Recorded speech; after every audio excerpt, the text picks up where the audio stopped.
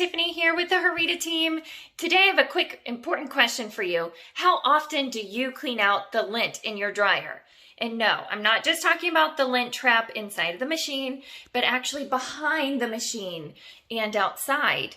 Well, today I'm going to give you a tip on how to do that because it's so important.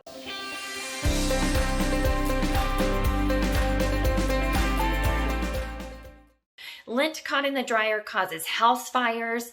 It also makes your machine die faster, and it increases your energy costs because it takes longer to dry your clothes. So it's so important to keep up with the maintenance of it and always making sure that the lint is not stuck in there. So let's get down with the dirty business. I've already pulled the dryer out, which is, I guess, the hardest part. And you see I have my handy dandy vacuum here because we're gonna have to vacuum out the lint from behind. Now, cleaning out your dryer isn't difficult. It's just a matter of doing it. So first what you would do is detach this little hose from the back of your dryer. And then what we're gonna do is just reach inside of here and pull out any lint that we can by hand. And then after that, you would simply want to take your vacuum and vacuum it out.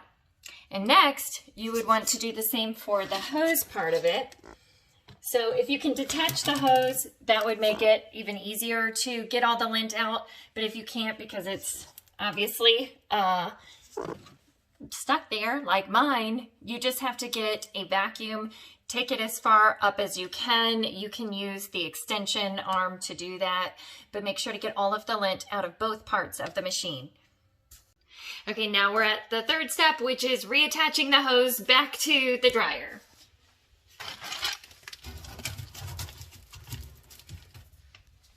Easy peasy.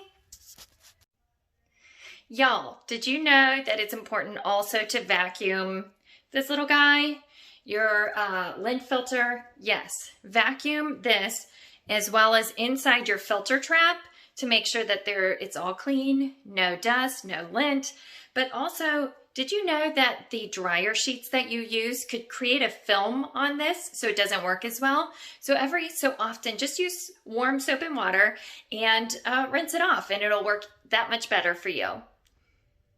It is cold and windy, but I am still out here cleaning my dryer vent because it's so important. So here's your dryer vent.